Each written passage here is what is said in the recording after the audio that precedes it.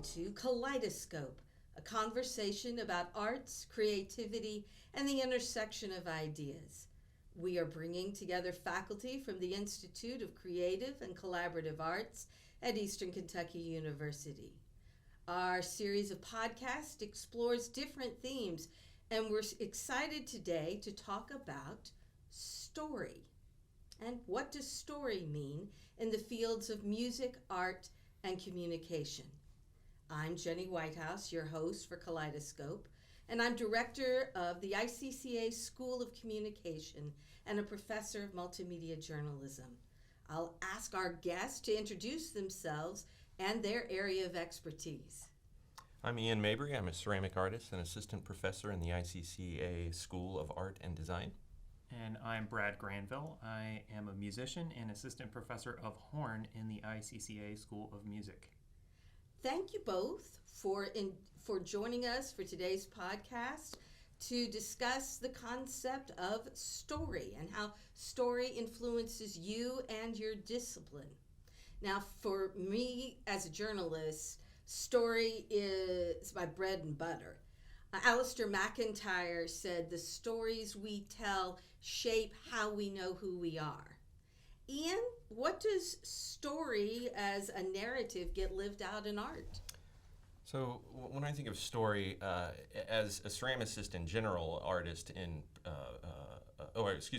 general, and a ceramicist in particular, something that my mind goes to is the long history of ceramics as a phenomenon, a material that early humans discovered and noticed that, it undergoes this marvelous transformation that makes it essentially permanent.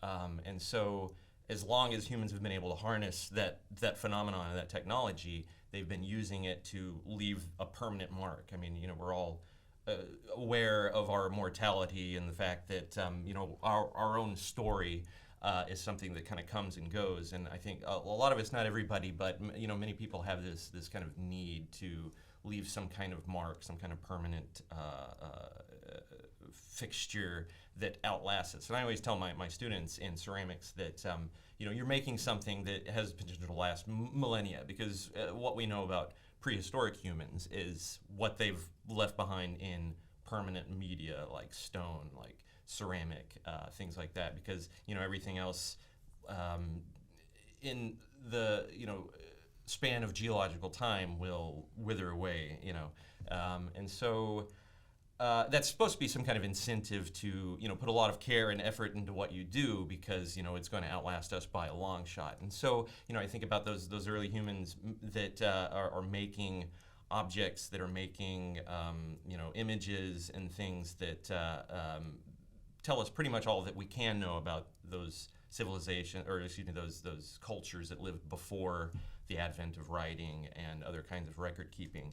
And so, on one hand, it'd be like kind of intimidating. It's like, okay, I have the capacity to put into this medium something that, is going to, withstand the test of time. And so, is it going to, what kind of story is it going to tell? Is it going to tell the kind of story that you want it to? And of course, the way we interpret stories is all about our own experiences. Everything comes through our own filters. And so, we do our best to lay out, this is a series of events that, describe my time in this place. But, how does that exactly come across to, any reader in this day and age, or in the future, or something like that? To kind of take a bit of a tangent, I think in terms of narrative in particular, it's interesting when you think about visual arts, how, you don't have necessarily the same kind of opportunities for a really direct kind of communication that you might have with language or with other kind of time-based things. There's not text. Right. I mean, and of course, text does occur from time to time in the visual arts, especially in more contemporary arts, where you get into kind of the graphic arts and things like that. But historically, the kind of images that portray events that detail, a person's life. You think about like the wall scenes on ancient Egyptian tombs that kind of narrate this time and place where the deceased hopes to abide in the afterlife, based on the potential permanence of this image. And I think one example that I get really excited about are the vase paintings from ancient Greece. How just about everything that we know about the ancient Greek myths, the Homeric legends and mythology and stuff like that comes from scenes of human figures doing human activities. Without like maybe a text saying this is what's going on in this image. So you have to determine by the shapes, the postures that the people are holding, by the sequence of this image, then this image, then this image, what's going on there. And I just I think it's really interesting how, pretty clear and coherent narratives can be understood with the right techniques and, the right kind of mind frame in a medium that is maybe a little more removed than, it's like direct communication like speaking language or text-based communications. That makes a lot of sense, Ian. Brad, music, particularly orchestra, horn music, doesn't have text either. How do stories get told? Yeah, so with music that has text, it is pretty easy to tell a story because we literally just hear text, whether it's spoken in music or sung in music. But in my medium, if I'm trying to tell a story, I can't exactly tell a story because I have, a hunk of metal to my face trying to play notes. So we partially have to rely on the intentions of the composers of the music and partially on how we interpret the music. And I loved what Ian said about having a lens and kind of interpreting it on our own, because that's my main thought with instrumental music and telling a story, because a composer may have a story and I might see it differently and the listener might see it a whole other way. But one piece that to me really sticks out in telling a story is this piece for horn and piano called The Elegy by Francis Poulenc. And a lot of people, when we try to tell stories through instrumental playing, we generally think like, oh, we have this happy story of, the hunter going through the forest or anything like that. I say that as a horn player, that is sort of in our history. But the story that Francis Poulenc is trying to tell with his music is quite dark and quite emotional, to not go too far off the tangent here. Francis Poulenc was great friends with this horn player named Dennis Brain, who is considered to be one of the greatest ever. And Dennis Brain unfortunately passed away at the age of 36 or 37 in a car accident. It was very tragic, and Poulenc was great friends with him. And sort of in this state of mourning and grief, he took to the manuscript. And he wrote a solo horn piece within 24 hours, which is crazy fast. But it's a 10-minute piece, and it really, to me, tells the story of the stages of grief. And Poulenc doesn't give a description of this music. Sometimes composers will write a full narrative of like, here's what I'm trying to share. Like the Symphonie Fantastique by Berlioz tells this really wild story, but he has this full narrative to it. And Poulenc just puts at the top of the music in memory of Dennis Brain, and that's it. And what's really interesting about this music, it's so different from all of other writing by Poulenc, in that it goes into atonality, which is music without harmony, and essentially it's stuff that doesn't make a lot of sense to our ears.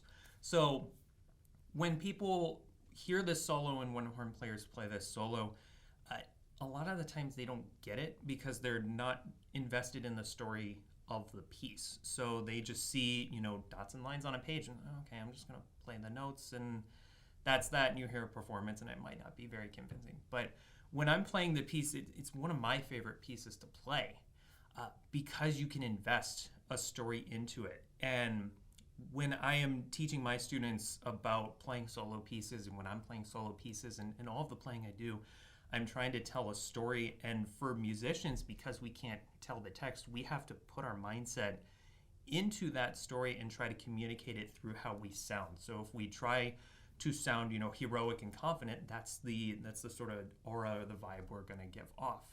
And it can be really difficult to explore those sadder emotions. So when I'm playing the Elegy by Poulenc, I put myself into that situation of grief and sadness and anger and bargaining, acceptance, shock, all of these things.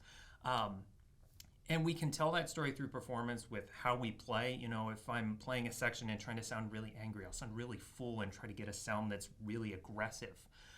And if I'm sort of in this state of acceptance, you know, the sound will be a little lighter and it will be a little more monotone. But we can also tell that story through how we present ourselves when we're playing. You know, I'll tell my students, you know, sometimes when they're playing, and I'll see this in my own playing and professionals playing, that like I can tell when they're enjoying it and when they're not enjoying it. But you also want to share the mood of the piece. So when I'm playing this piece, I try to portray those stages. You know, the very opening is sort of this moment of shock, but then it's sudden anger. So you have to portray, you know, like this shock, and then you have to show that you're really upset. And throughout the piece, you can portray those emotions physically and through the sound of your instrument without actually saying any text. And when performers are able to portray that story, you know, showing it and audibly without the text, it can take a performance from like, that was pretty good, to like, wow, that was powerful. And that's really one of the beautiful things about music and all art in general, is that we can tell that story without literally me just like writing text in a book and, you know, saying, okay, here's the exact story that I'm trying to tell, and it can be really powerful. That's absolutely incredible. Yeah. Part of me is wondering, okay, I get grief, I get depression, I get anger. I'm almost wondering how you communicate bargaining in that process. That's a little more nuanced. It's hard. It's really hard. And I mean, like, I'm sure, Ian, you get this in your art forums, and everybody gets it in their art forums. You know, there are certain emotions and ideas that are really hard to portray. And sometimes, you know, I am questioning myself, like, how do I portray this? But if I can put myself into that mindset of like, well, you know, this terrible thing has happened, but, you know, we can learn from it. It can, you know, we can get the better from it. If I can portray that, you know, 99 times out of 100, an audience member is going to be able to see that, like, wow, he's really struggling with something. So you show that struggle, and you can play that struggle too. And it's really difficult, but for me, it's investing in that emotion when I'm performing, rather than just saying, oh yeah, I guess I'll try and tell a story, you know. Ian, there's a lot of emotion in visual art. How do you express that in ceramics, and how do you teach your students to express that? That's really interesting. And when, you know, Brad was talking about some of those devices used for conveying particular kinds of emotion in formal methods, it all comes down to, or at least the way I think about it, it comes down to formal elements. Like, what are the basic formal elements, and how can you be in such control of those that you're more likely to transmit what you're trying to, versus just kind of whatever might end up on the other side of that lens of any of the, you know, viewers or listeners that are going to be engaging in this art. And so the thing that you can, you know, really do is to understand what those elements are. In the visual art world, those elements are shape, line, texture, color, you know, those kind of just basic building blocks, and then the principles that go with them, like balance and rhythm and unity and variety and those kinds of things. So the idea is to kind of work with those in a way where they become kind of second nature. You're using them in a way that you've learned to use language, because, you know, we didn't learn to talk by reading a dictionary. We learned to talk by hearing things and repeating them, right? And then kind of understanding what words mean in their context. So the way I get my students to do it is put them through all these kinds of this boot camp of the visual elements, where, you know, your eat, sleep, and breathing line and shape and texture and color and balance and unity and variety and all of these things. And before long, you become, I guess, what's the word I'm trying to use? You become comfortable enough with those that the work you make more naturally, where you're not thinking like, I'm using shape to make, you know, something look, you know, aggressive, or I'm using line in such a quality that it looks more docile, or and then compound those so you get even more nuanced kinds of emotions and things like that. The idea is that you kind of internalize how to work with those formal elements to the point where the work that you make, because you enjoy making work, manages to effectively communicate those things. And it was really interesting because when you began talking, I was thinking like, it occurred to me that I don't really, besides getting louder to be more aggressive or getting quieter to be less aggressive, or more calm. I was like, I wonder what those kinds of elements are and devices are for communicating in music, because I'm completely uninitiated in that realm. And so when you did start kind of getting into what you do specifically to ensure that your audience is going to be more likely to pick up what you're trying to communicate versus anything else that they might interpret from it, which you can never you can never positively manage what somebody else experiences from your work, but you can do your best to communicate what you're trying to. And so that's where a lot of and my work really goes more into that. My own work, not to say that I don't care about content. I love content, but I'm so interested in formal elements that I go crazy with those. But since you asked about like my students, what I try to get them to do in art as a discipline is to just be literate when it comes to what devices are at hand, and be experienced in how to use them effectively. Our documentary film team took some work that students had done on recipes in their own families and did a deep dive into where those recipes came from. And we talked to them, we talked to their families, and we were able to put together a short documentary called My Mother's Table.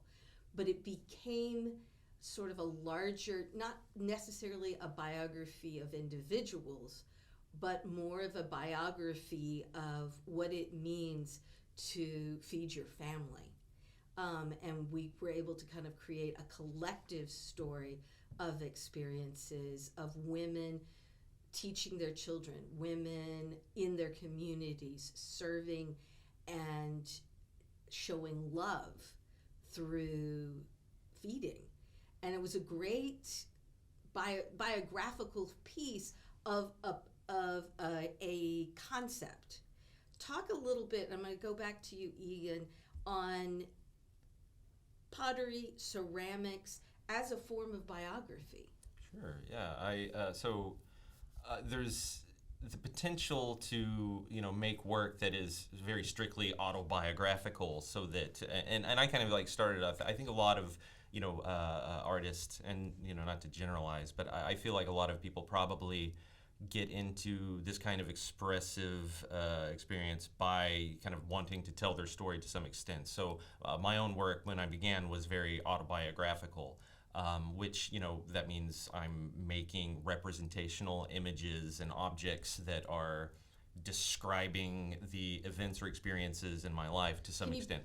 Can you give me a specific example? I made figurative sculpture where, if I was going through some kind of anguish or something like that, where I would have figures making pained expressions or contorted postures and things like that. That would be kind of a really obvious example, I think. The more I did art, the more I kind of got interested in not being so literal with what I'm doing to communicate my vision. Because when you look at a work of art, you might get all the if the artist has done it in such a way where it's very obvious, very literal, very logical in terms of what they're trying to express, then that can be really rewarding, but you're also kind of getting all the information right at once. If you make something, you obscure it a little bit, you kind of use some of the other marvelous things that exist in visual phenomena to try to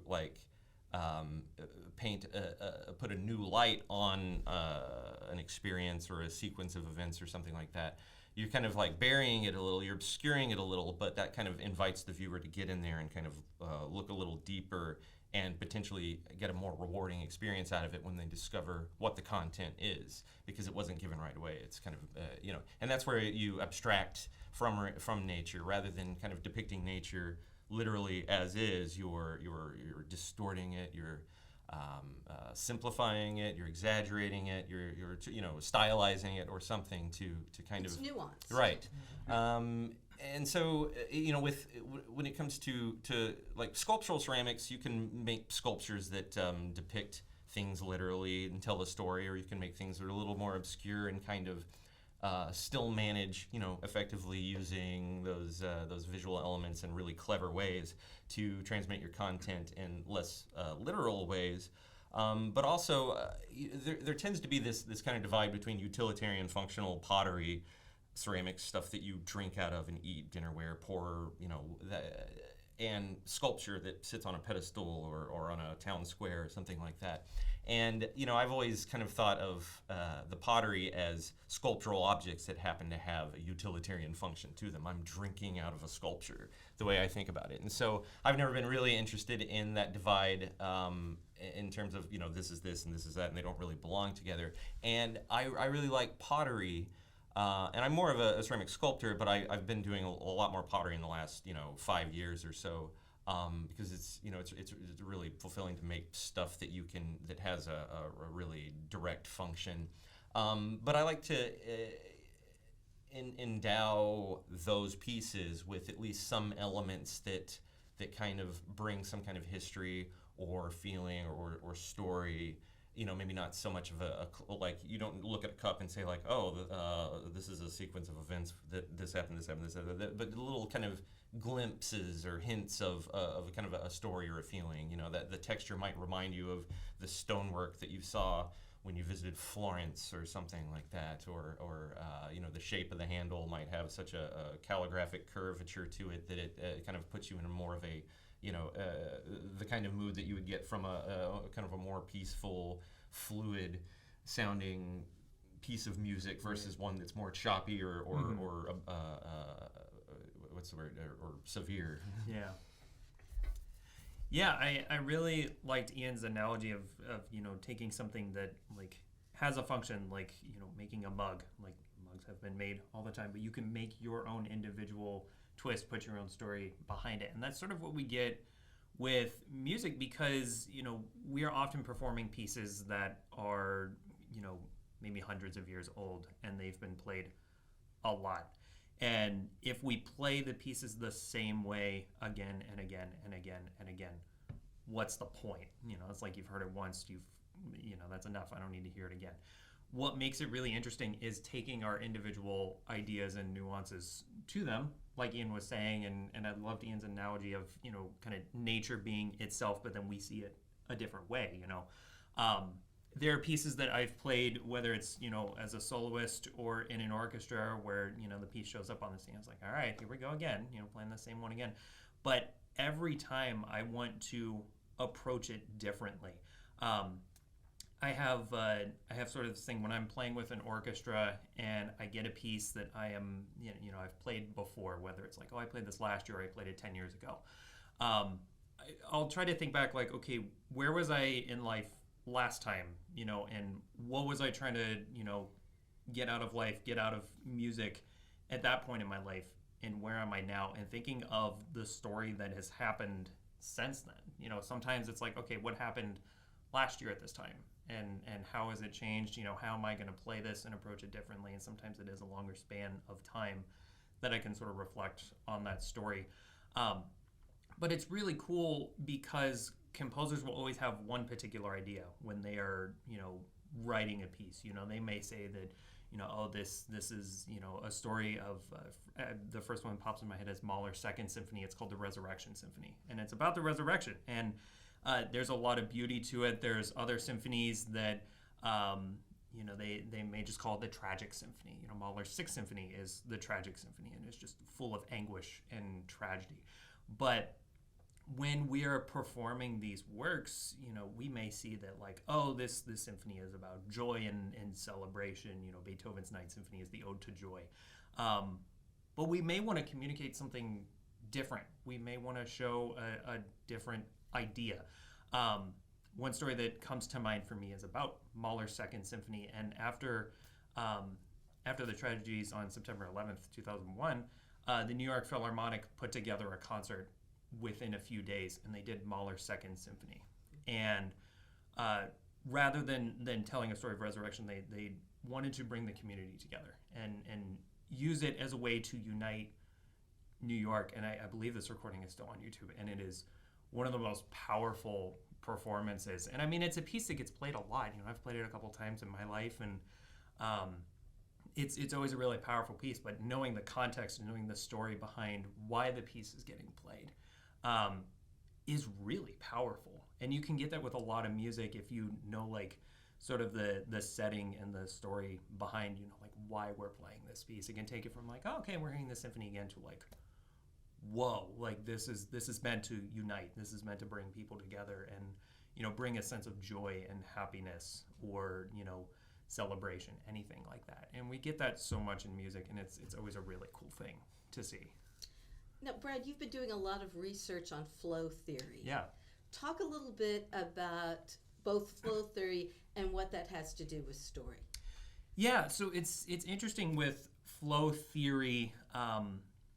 The whole idea essentially is this state of mind, getting in the flow, where you're not really unconscious, but you're consciously unconscious, for lack of a better way to put it. And what I always try to tell people in getting the flow is that you want to focus on one central theme or one central story. It is very easy for musicians, and I always say this about horn players. Every horn player is an overthinker, because I'll ask my students, like, okay, what were you thinking about when you played that etude? And they'll give me this, and this, and this. And I'm like, okay, that's way too much. You're thinking about a lot. You know, I will tell them to focus on one thing, and sometimes it's a technical aspect, but sometimes it's a story aspect. And what can happen when we are just focused on telling a story, you know, and we're trying to portray, you know, happiness, sadness, you know, joy, celebration, anguish, anything like that. If we are just focused on that, that can take our mind from, you know, going in a million different directions to being able to obtain this flow state when we're playing.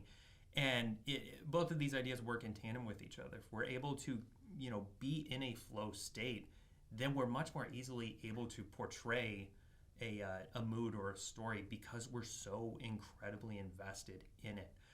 So it's this strange state of conscious unconsciousness, because there have been times where I'll like get into the flow or be in a flow state in performance where I'm just not aware, where I'm just so invested. I'm like, okay, here's this personal story I want to tell. I want to tell of, you know, like, you know, having this joy of, you know, having this life celebration, or whatever the story may be. If I'm so invested in that, usually in performance, I'm just kind of lost in the story all of a sudden, and that's when the performances are usually the most successful, is when I can just get so invested in the story and capture that flow state. And that can go for anything that we do in life, not just art, but it sort of translates itself to art really well. You know, we see it in sports a lot, and you can get it in really any aspect of life, but just investing in the story when you're doing the action, you know, it will all work in tandem with each other and just heighten everything and make it much more fun for you, and much more fun, you know, if you are doing something for an audience, it makes it much more enjoyable for the audience. So flow is as you're describing it, is non-linear. Yeah. It doesn't have anything to do with order or process. It's more than just an emotion. It's almost, I hesitate to use the word wave, but it's like a lot of things all at once. That's exactly what it is. Yeah, and it's so interesting, because there have been certain identified qualifiers for what can happen to enter a flow state or not enter a flow state. And so much of it, people try to think like, okay, I need to process and take all of these ideas and, you know, make it a very technical, linear thing. But by doing that, you are not making yourself compatible for a flow state. It is, you know, if you are thinking about it, it will not happen. It's kind of bizarre in that matter. So I tell people, like, if you're thinking, I got to get in the flow, you will never get in the flow.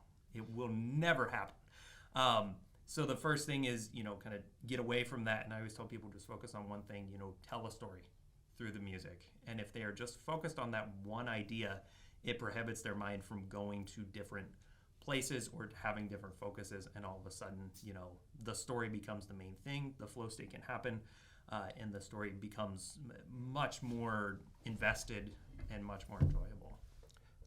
Brad, so when you're describing like the flow, I mean, are you specifically thinking about like during the performance of a piece, or does this apply also maybe to like the composing of a piece, like the creation of a piece of music? Because I was thinking about you know, what areas in my field that the flow, the way you described it, becomes a possibility, and the ceramic process is such a kind of necessarily linear process that involves this, that you know, you make the piece and then you dry the and then maybe you work on the surface and then you dry the piece out and then you fire it and then you glaze it and then maybe you do mixed media components after you know, it's all you know, fired or something like that. And any one of those chunks or segments, you could I can imagine being in a flow-like state, but to kind of imagine being fluid in that way from start to finish is kind of hard to piece together. And so then I kind of wondered, like, if somebody was you know, composing a piece of music, you know, how would that lend itself to that theory? Yeah, so it's a little tougher composing. I will give the disclaimer: I'm not a composer. But when I imagine it's very similar to the idea, because there is very much a process to composing. You know, you're thinking of, you know, chord structures, you know, instrumentation, you know, where do I want the melody to go, you know, all of these technical ideas. But what I envision that as is a composer, you know, having a story in their mind of like, okay, here's what I want to tell. And a lot of what flow requires is, you know, the knowledge and ability to do it. So I can imagine, you know, like in your art, you know, like you're very well trained in it. So if you tried, you know, just, you know, saying, all right, here's what I want to do, and like let yourself roll with it. And that's what I encourage my students to do too. You know, I'll say, like, just trust your training. And it can be a hard thing for us, especially in these areas where it's a little more, you know, I'm trying to think pottery, it's a little more like technique and technical based. So trying to obtain that idea of, you know, just trying to focus on like one particular, which is, I mean, it's a challenge in music and composing as well. Because I mean, the few times that I've tried composing, I'm like, oh my God, there's so much to think about. You know, I'm trying to write for, you know, even like a brass quintet. I'm like, oh my God, there's 5 people I have to write for. But just trying to invest in like the one particular, and there are some fields where it is more difficult to obtain that flow state, and the idea of flow study and flow theory is one that does need more research, and I think it'd be really fascinating to like pursue it in your art form of pottery and other mediums like that, because it's one that's been researched quite a bit in music.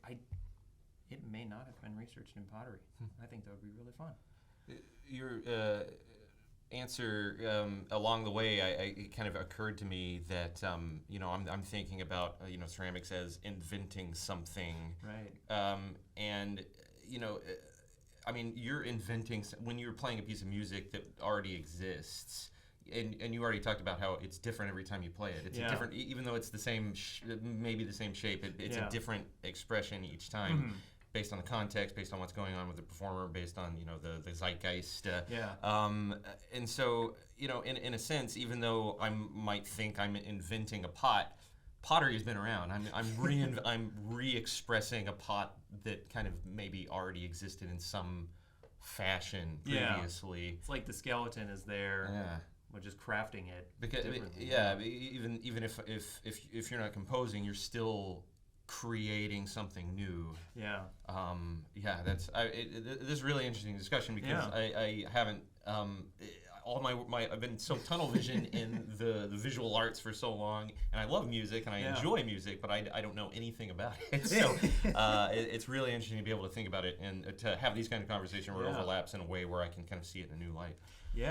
Yeah, and I'm kind of in the same way, because all of a sudden I'm thinking like, okay, if I were like crafting something, like how could I get in the flow? And all of a sudden I'm like, wait, how could I get in the flow? You know? Yeah, well, and you know, it's kind of hard to get. A lot of my experience in this is with students who are maybe learning to use the potter's wheel for the first time. Right. And I don't think. I mean, it'd be great to be able to get in the flow, but so much is like, all right, what are my hands doing? How much pressure am I using? How much water is there? And so until you've kind of really stacked enough of those fundamentals that, like I said earlier, I think that you can kind of internalize what the technical processes are, so that you can let what's natural kind of come through and flow into something, you know, new and exciting. That's like really interesting. Definitely. I'm finding this connection you were all making fascinating. But there is, in order to have flow, a certain level of expertise. It's you don't start with flow, based on what I'm hearing you say. And I think a lot of students want to get into the flow right away, and you want them to, but you know, it's like you can have fun with that, but in an academic discipline, you know, you've got to. I always tell my students, like, you've got to practice like the scales first. It's like, you know, which, you know, may not be fun. Or maybe it is, depending on your sensibilities. But you know, you've got to get that command of the process, that command of the material, the fundamentals, building blocks, before you become really naturally, fluidly effective at producing your content. Well, and the same is true in journalism. Yeah. If you don't know how to write an inverted pyramid story and how to get to the point, then you can't do a lot of other different aspects of it. You have to learn the basics techniques in order to develop a craft. Trisha Kelly and I both have had a chance to work for the New York Times, and talking about stories that are very intense, particularly concerning flooding. We've had a chance to talk to people in devastated communities, and their stories kind of devastated us too, because we actually had to be emotionally literally in the flow with them in order to tell their stories. And so we didn't experience their trauma, but we kind of lived with them through it in order to communicate the stories. So we had the basic techniques of the craft of journalism, but to share the story with people, to share their experience with them, so then that story could be shared with others, was pretty intense and powerful for us as journalists. The trauma kind of relating to that was significant for us in storytelling, but certainly there are a whole lot more stories than trauma. Can you tell me, and I'm going to ask Brad for you to go first, can you tell me a story about story in your art or your experiences with art? Yeah, so as you were talking about that, my mind immediately jumped to, you know, even though I'm an instrumentalist, playing vocal music, because oftentimes we can perform musical works that, you know, were written for vocalists originally, just without the text, obviously. So that's sort of an added challenge. But several years ago, I did a collection of Brahms' lieder or songs, you know, obviously written for voice and piano, and it's this collection of, I believe, 5 or 6 songs put together. And, you know, if I'm not paying attention to the text, again, it just kind of looks like notes on a page. I'm like, okay, I can kind of interpret this however I want. But these songs are not, you know, technically wild or anything. So you have to turn to the text, and you have to turn like, okay, what was Brahms trying to share? And this story that he was trying to share was, you know, a story he concocted about these two individuals, a man and a woman, and the man was in love with the woman, but the woman did not love the man. And it was sort of this story of, you know, starting out, you know, saying, you know, portraying, you know, professing the love for one, but then the story kind of turns to like, hey, I'm not interested, and by the end of the collection, it turns to this song of, you know, sort of mourning, and you know, the one lover says, you know, like, I accept the fact that, you know, you are happy where you are, even though I'm not, you know. And that can be something that we get a lot in music too, of like trying to portray a story that a composer is trying to say. Sometimes we can put our own spin on it. Sometimes it might be something, I don't know if I can really connect with this, but let me tell their story. And we get these moments where it can be really hard, you know, like you were saying that, you know, you were kind of with the community in that you didn't necessarily experience it, but you were there enough to feel that you experienced it. And if you invest in those stories that the composers are trying to say, you can almost sort of live it vicariously through them, even though they lived it before you. But just showing that story through the art form. So the word that that popped out to me, you know, you were talking about the floods and you know the kind of experience. You used the word trauma, and I don't have a very specific story, but just kind of a general account of what goes on when somebody undertakes ceramics as a discipline. And we were talking about the kind of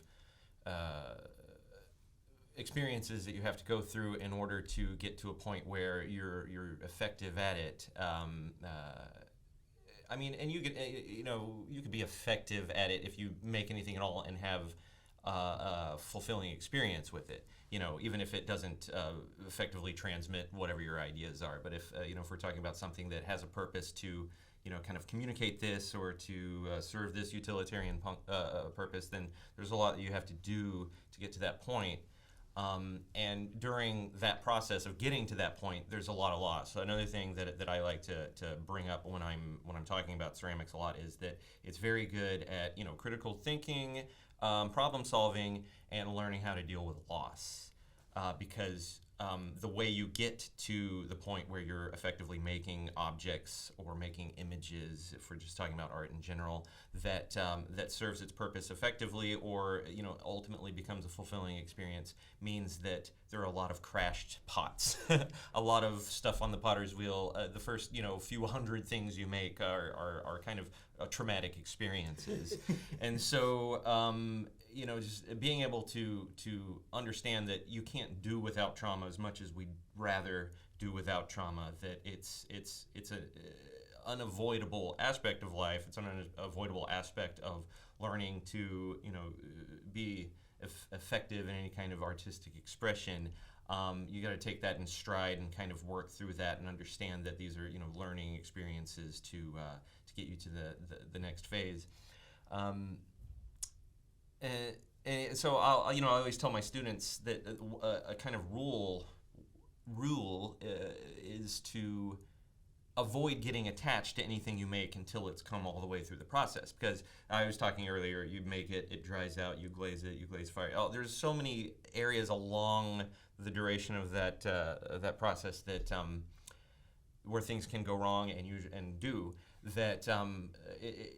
It can be really detrimental to get very attached or have these really rigid expectations about how something is going to come out, and then when it comes out, it either fails at some point along the process and doesn't come out at all, or when it comes out, it doesn't look at all what you expected to, and then you just wiped out because I wanted it to be this, and it was, and instead it looks like this. And I'm always like having stuff that comes out of the kiln where I know what the artist had in mind, and I'm unloading the kiln. I'm like, oh no, they're gonna be so upset when they see this, and then sometimes they see it and they're like, whatever. But then sometimes they're like, oh no, it's supposed to be this, and I'm like, well, give it a few weeks, and then you can appreciate it for what it is instead of what it isn't. Look at it with fresh eyes, put it away, come back to it.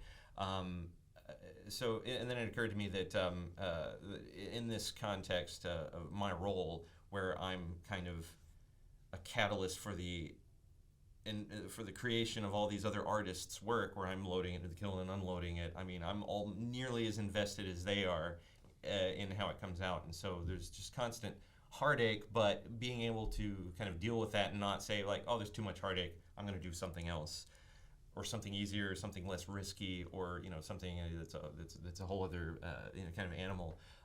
You embrace that and learn how to deal with it when it comes along. That's how you remain resilient enough to eventually become to the point where that's happening less and less. I mean, I don't think you ever squash it completely. You're always going to have disappointments and traumatic experiences when it comes into working with any kind of expressive medium. But yeah, seeing being willing to put up with that kind of trauma and learn how to use it to improve your chances for the next successes is really important. Growth. Growth. Yeah. Well, thank you both for this conversation about the power of story. Brad Granville, Ian Mabry, you have great stories to share. I want to thank Abigail Patters for producing and Emily Hofelich for directing this podcast. I'm Ginny Whitehouse, host of Kaleidoscope. You are listening to the Eastern Progress Media Network.